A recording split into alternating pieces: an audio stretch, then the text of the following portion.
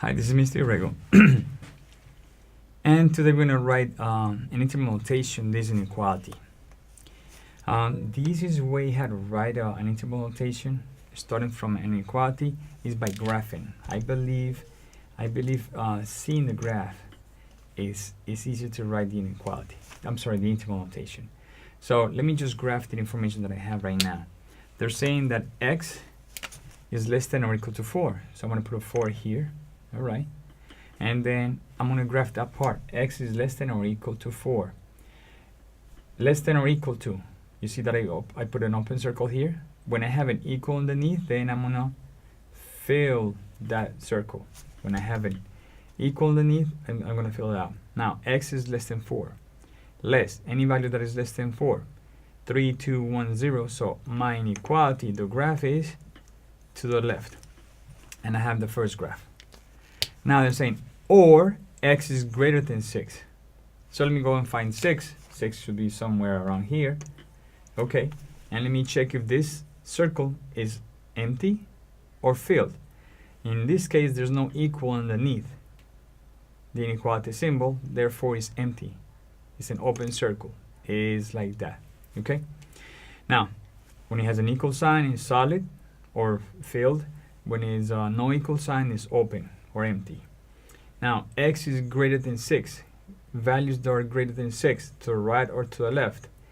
Greater, 7, 8, 9, 10. So my graph, it goes to the right. So this is my graph. Okay? Now I have my graph. The original question was not to graph, was to find an interval notation. So let's find the interval notation. My graph is showing me all the values they're less than 4. So all the way to the left. The smallest value to the left that I can have is negative infinity. That's the smallest value. I don't know where is my graph going to end. So all the way to negative infinity. So my interval starts at negative infinity. Infinity always has a parenthesis. Comma. My graph comes over here up to 4. Up to 4. At 4, I have an equal sign and I have a closed circle. So instead of parentheses, I'm going to use a bracket. Okay? So bracket we'll use when you have an equal sign and when your graph is a solid circle. Now let's write the interval for the second one. It says x is greater than 6, or my values are 6 or greater. It goes to the right. So I put 6 over here, and the biggest value that I can have to the right side will be positive infinity. So all the way to the right, that will be my positive infinity. All the way to the left will be negative infinity. So my values go from 6 all the way to positive infinity.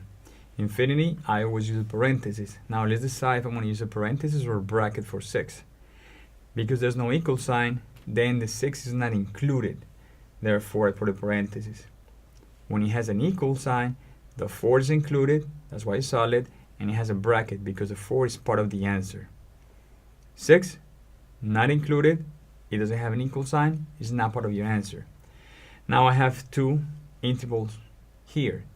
Then because my inequality says or, then my answer is a union of my intervals.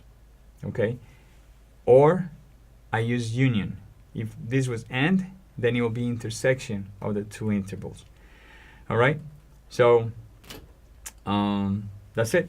Interval on the left, interval on the right, union. So negative infinity to 4, close bracket, union 6 to positive infinity, and that will be your answer. Alright? Thank you for watching.